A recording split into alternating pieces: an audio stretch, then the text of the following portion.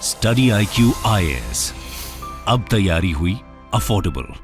नमस्कार दोस्तों, क्या आपको पता है कि भारत में कभी भी G20 का समिट नहीं हुआ है। जी हाँ, भारत में कभी भी G20 का समिट नहीं हुआ और पहली बार 2023 में जो हेड ऑफ द स्टेट की मीटिंग होती है, G20 का समिट होता है, वो भारत कंडक्ट कराएगा। और इसी को देखते हुए भारत ने प्रधानमंत्री नरेंद्र मोदी जी ने जो इसका पूरा लोगो है, थीम है, वेबसाइट है, उन सबको यहाँ पर लॉन्च कर दिया है। मतलब एक प्रकार से भारत ये जो कंडक्ट कराने वाला है उसकी शुरुआत हो गई है। इसी को हम डिटेल से जानेंगे क्यों ये इतना इंपॉर्टेंट है। और साथ ही साथ इस लोगो के अंदर अगर आप देखोगे तो लोटस सिंबल आपको दिख रहा होगा। इसको लेकर काफी ज्यादा विवाद हो गया है, वो भी मैं आपको बताऊंगा। चलिए आगे बढ़ते हैं, लेकिन उसके पहले ध्यान रखिएगा दोस्तों, अगर आप यूपीएससी की तैयारी कर रहे हैं तो आप स्टडी IQ के साथ जुड़ सकते हैं by using my code Ankit live. हमारे वेबसाइट और ऐप पर जाइए और ये कोड इस्तेमाल करके ये पूरा कोर्स सिर्फ 19,000 में मिल जाएगा। और इसके अंदर मैं आपको बता दूं 900+ आवर से ज़्यादा लाइव क्लासेस दिए जाते हैं, नोट्स दिए जाते हैं, आंसर राइटिंग प्रैक्टिस होता है, मेंटरशिप मिलता है। कोई दिक्कत है, प्रॉब्लम है, कभी भी आप अपने मेंटर से पूछ सकते हैं। इसके अलावा अगर आप MCQs अटेम्प्ट करना चाहते हैं तो मेरे इंस्टा पेज पर जाइए, वहाँ पर स्टोरीज में जितने भी MCQs हैं उसको अटेम्प्ट कर पाएंगे। तो चलिए शुरुआत करते हैं, लेकिन उसके सबसे पहले मैं यहाँ पर आपको बता दूं कि भारत के अंदर जो G20 की समिट है वो कराई जाएगी न्यू दिल्ली में in the year 2023 from September 9 to September 10। ये आप देख पाओगे यहाँ पर कि पिछले समय में यहाँ पर कहाँ पर G20 की समिट हुई। इनफैक्ट आपको याद होगा 2021 में अक्टूबर के महीने में लास्ट G20 का समिट हुआ था और ये हुआ था इटली में। और इंडोनेशिया में ये अभी जस्ट होने जा रहा है 15 और 16 नवंबर को। तो ये जो समिट होगा इसमें हमारे प्राइम मिनिस्टर नरेंद्र मोदी जी भी पार्टिसिपेट करेंगे। तो होता क्या है कि जब ये 15 और 16 नवंबर को इंडोनेशिया का समिट खत्म हो जाएगा तो इंडोनेशिया से जो प्रेसिडेंसी है वो आ जाएगी भारत के पास। तो 1 दिसंबर से ये जो प्रेसिडेंसी है दोस्तों वो भारत के पास आ जाएगी और फाइनली भारत कंडक्ट कराएगा G20 का समिट, जो कि एक बहुत बड़े पैमाने पर होता है। कई सारी मीटिंग्स होती हैं शेरपास के बीच में, कई चीज़ें होती हैं, मैं आपसे डिस्कस भी करूंगा। लेकिन यहाँ पर एक और चीज़ आपके एग्जाम पॉइंट ऑफ व्यू से ध्यान रखिएगा, यहाँ पर एक शब्द आता है जिसको कहा जाता है ट्रॉयका। का मतलब ये हुआ कि यहाँ पर 3 देश होते हैं इसके अंदर। अब जैसे मान लो इस समय जो प्रेसिडेंसी है वो है इंडोनेशिया के पास, तो इंडोनेशिया के पहले यहाँ पर किसने कंडक्ट कराया था, इंडोनेशिया के बाद कौन कंडक्ट कराएगा, तो ये 3 देश ट्रॉयका में आ जाएंगे। इसी प्रकार से जब ये समिट जो है वो भारत के पास प्रेसिडेंसी आ जाएगी तो जो ट्रॉयका में 3 देश होंगे वो होगा इंडोनेशिया, इंडिया और ब्राजील। इसका कारण यह है क्योंकि G20 का कोई सेक्रेटरीट नहीं होता है, तो कोशिश होती है कि यहाँ पर जो भी चीज़ें हो रही हैं, जो भी इवेंट हो रहा है उसमें कंटिन्यूटी बनी रहे। और इसी की वजह से यहाँ पर जो ट्रॉयका है ये 3 देश काफ़ी इंपॉर्टेंट रोल प्ले करते हैं। तो ये ट्रॉयका ध्यान रखिएगा। अब हुआ क्या है, क्योंकि भारत के पास ये G20 की समिट आने वाली है, बहुत कुछ हलचल आपको देखने को मिलेगा, क्योंकि G20 वो देश हैं जो विश्व के सबसे ज़्यादा पावरफुल टॉप 20 कंट्रीज, चाहे आप इकोनॉमी की बात करिए, बहुत सारे मामले में ये आपको देखने को मिलेगा। तो प्राइम मिनिस्टर नरेंद्र मोदी जी ने अभी एक दिन पहले ही जो G20 का समिट कराया जाएगा उसके लिए एक पर्टिकुलर वेबसाइट होगा, उसके लिए एक पर्टिकुलर थीम होगा और साथ ही साथ जो सबसे इंपॉर्टेंट है वो है लोगो। वो जो लोगो है वो यहाँ पर अनवील कर दिया है। अब लोगो में अगर आप देखोगे यहाँ पर जो बताया जा रहा है वो है आपका लोटस। ये आपको लोटस देखने को मिल रहा होगा जिसमें 7 पेटल्स हैं, ठीक है। इसके पीछे यहाँ पर आपको दिख रहा होगा ये अर्थ है और फ्रंट में भारत का नक्शा आपको दिख रहा होगा। तो यहाँ पर ये चीज हो गया। उसके अलावा ये जो आप देख रहे हो वसुधैव कुटुंबकम, ये आपका देवनागरी स्क्रिप्ट में लिखा हुआ है। और जो थीम है नीचे आप देख पाओगे ये है 1 अर्थ, 1 फैमिली और 1 फ्यूचर। तो दोस्तों अब क्वेश्चन ये है कि आखिरकार ये लोटस को ही क्यों चुना गया है यहाँ पर, क्योंकि आपको पता है जो लोटस है, कमल का फूल है, वो भारतीय जनता पार्टी का इलेक्शन सिंबल, जो पॉलिटिकल सिंबल है फ्लैग पर, ये आपको देखने को मिलता है। तो यहाँ पर लोटस को एक्सप्लेन किया गया प्राइम मिनिस्टर नरेंद्र मोदी जी के द्वारा जब वो वीडियो कॉन्फ्रेंसिंग के माध्यम से इसको लॉन्च कर रहे थे। तब उनका ये कहना था कि विश्व के अंदर अगर आप अभी इस समय देखोगे तो अभी रिसेंटली हमने वंस इन अ सेंचुरी जो पैंडेमिक होता है उसको विटनेस किया। इसके अलावा कॉन्फ्लिक्ट चल रहा है कई जगह पर, रशिया यूक्रेन का वॉर हो गया, साथ ही साथ इकोनॉमिक अनसर्टेनिटी देखने को मिल रही है, विश्व रिसेशन में जा सकता है। तो इतनी सारी जो अनसर्टेनिटी है, जो प्रॉब्लम से गुजर रहा है पूरा विश्व, उसमें एक होप का काम करता है। तो ये आपके एग्जाम पॉइंट ऑफ व्यू से इंपॉर्टेंट हो जाएगा कि जो लोटस है वो बेसिकली आपका होप को रिप्रेजेंट कर रहा है। क्योंकि लोटस क्या होता है, ये कहीं पर भी खिल जाता है, कीचड़ हो, कुछ भी हो, कितना भी एडवर्स सिचुएशन हो, तो उसमें लोटस जो है वो खिल जाता है और इसीलिए ये आपका होप का काम करेगा। इसके अलावा जो अर्थ है, जो पृथ्वी आप देख रहे हो यहां पर पीछे, ये रिप्रेजेंट करता है भारत का pro planet approach to life, मतलब कि हम सस्टेनेबल वे में काम करते हैं। जो पृथ्वी हमें प्रोवाइड करती है उतना ही हम उसको यूटिलाइज करने की कोशिश करते हैं, तो हार्मनी के साथ जीते हम नेचर के साथ, तो वो इस चीज को रिप्रेजेंट करता है। और जो G20 का लोगो के साथ मैंने आपको बताया, ये देवनागरी स्क्रिप्ट में लिखा हुआ है।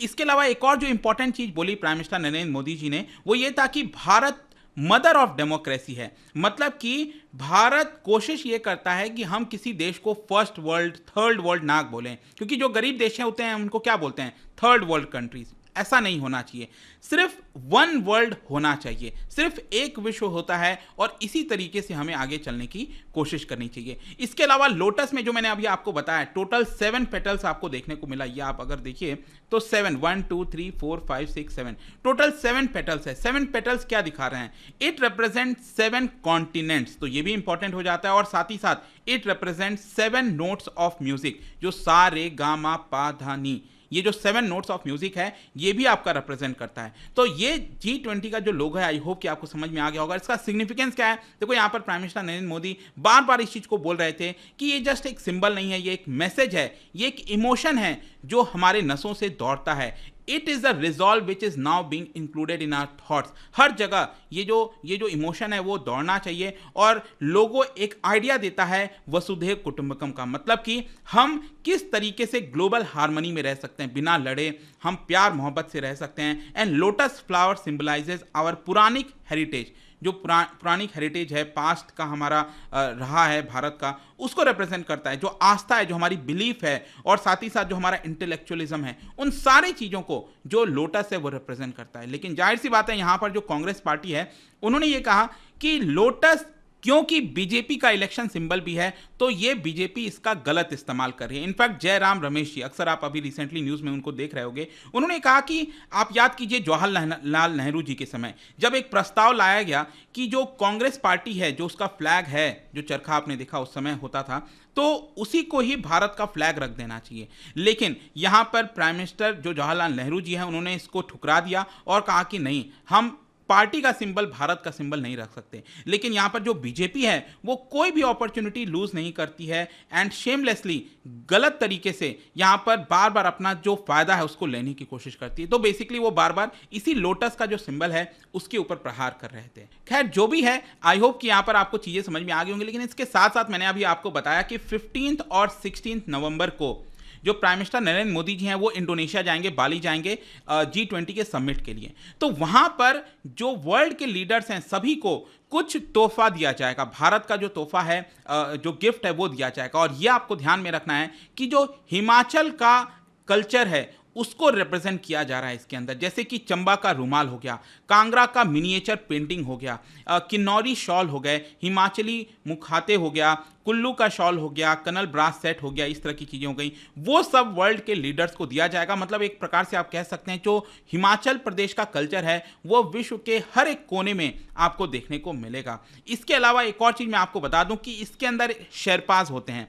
एक्चुअली G20 का मैंने आपको पहले भी बोला था कि कोई परमानेंट सेक्रेटरिएट नहीं है, कोई जगह नहीं है कि वहां पर लोग मिलें, ठीक है। इसके लिए क्या होता है कि यहां पर कोऑर्डिनेशन बेहतर तरीके से हो। हर एक देश जो है वो एक शेरपा अपॉइंट कर देता है, ठीक है। तो बेसिकली जैसे प्रधानमंत्री मोदी जी को, अब प्रधानमंत्री मोदी जी हर जगह तो जा नहीं सकते, अब बाइडन हर जगह तो हर समय जा नहीं सकते, इसके लिए यहां पर उनको रिप्रेजेंट किया जाता है शेरपास के द्वारा। तो इस समय जो शेरपा अनाउंस किया गया है वो है अमिताभ कांत, जो नीति आयोग, एक्स नीति आयोग CEO रह चुके हैं, और साथ ही साथ पीयूष गोयल अभी तक थे शेरपास, लेकिन अब यहां पर अमिताभ कांत जो हैं उनको शेरपास बनाया गया है G20 का। मतलब प्राइम मिनिस्टर नरेंद्र मोदी जी को वो हर जगह रिप्रेजेंट करेंगे और जितना भी कोऑर्डिनेशन है उनके द्वारा किया जाएगा। तो अभी यहां पर जो इंडस्ट्रियलिस्ट के साथ मिलकर मीटिंग हुआ था, उन्होंने यहां पर कई सारी चीजें बोली हैं। उन्होंने कहा है कि सिर्फ एक अंबानी और एक अडानी से काम नहीं चलेगा, हमारे देश के अंदर 10,000 अंबानीज और 20,000 अडानीज होने चाहिए, तभी भारत तेजी से ग्रो कर सकता है।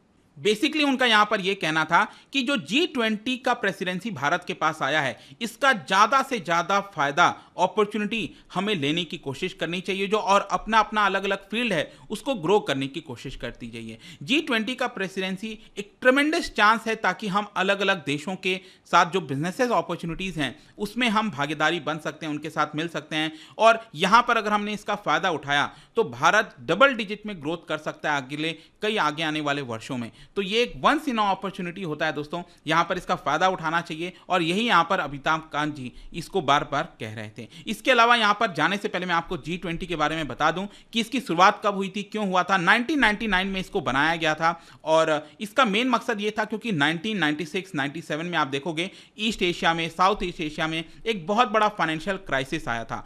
तो यहां पर फाइनेंशियल स्टेबिलिटी बनी रहे विश्व के अंदर, उसको करने के लिए यहां पर G20 का फॉर्मेशन किया गया, जिसके अंदर विश्व के जो टॉप 20 कंट्रीज होते हैं, जैसे कि ऑस्ट्रेलिया, ब्राजील, चाइना, फ्रांस, ये सभी आप देख सकते हो यहां पर मैप में, इन सबको यहां पर रिप्रेजेंट किया जाता है, इन सबको लाया जाता है, क्या कि विश्व भर में जो इकोनॉमी से रिलेटेड चीजें हैं, फाइनेंस से रिलेटेड चीजें हैं, उसमें यहां पर मजबूती बनी रहे। और इसको आप देख सकते हो 65% जो पॉपुलेशन है वो रिप्रेजेंट करता है G20। वर्ल्ड का ट्रेड 79-80% ट्रेड होता है। World economy 84% world economy G20 अकेले रिप्रेजेंट करती है। वर्ल्ड कार्बन एमिशन में भी आप देख सकते हो बहुत ज्यादा भागीदारी है। तो जो भी अगर डिसीजन लिया जाएगा G20 के द्वारा, वो एक बहुत बड़ा काम कर सकता है। लेट्स सी किस तरह से चीजें टर्न आउट होंगी, बट आई होप कि इसमें आपको सब कुछ पता चल गया होगा। और जाने से पहले एक 4 स्टेटमेंट है G20 से रिलेटेड, आपको बताना है कौन सा स्टेटमेंट रॉन्ग है, गलत है। बहुत ही इंपॉर्टेंट क्वेश्चन है, इसका राइट आंसर आप सबको पता है मेरे इंस्टाग्राम पर तो मिलेगा ही, वहां पर अगर आप नहीं हो कोई बात नहीं, टेलीग्राम से भी ले सकते हैं इसका सही उत्तर।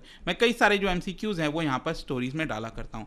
बाकी अगर आपको PDF चाहिए तो टेलीग्राम पर आइए, अलग अलग सोशल मीडिया पर आप जुड़ पाओगे। और जैसा मैंने बताया, UPSC की तैयारी कर सकते हैं by using the code Ankit live, ताकि मैक्सिमम आपको डिस्काउंट मिले। आई होप की वीडियो आपको पसंद आया होगा। मिलता हूं आपसे next time, till then thank you very much, see you soon. Hello, my name is Puneet Chopra and I am preparing for UPSC Civil Services Examination 2023, and I have subscribed to Study IQ courses because the changing pattern of UPSC, we need a complete guidance what to cover and what not to cover, and this all is being offered by Study IQ. I am provided with live lectures with doubt clearing sessions which are very much helpful in pre and mains paper, and at the end of lectures there are PPTs, PDFs and handwritten notes which do help in a revision also. And a mentor is also being provided so that if any doubt query arises we can directly ask our mentor, and this all is being covered in a very affordable package.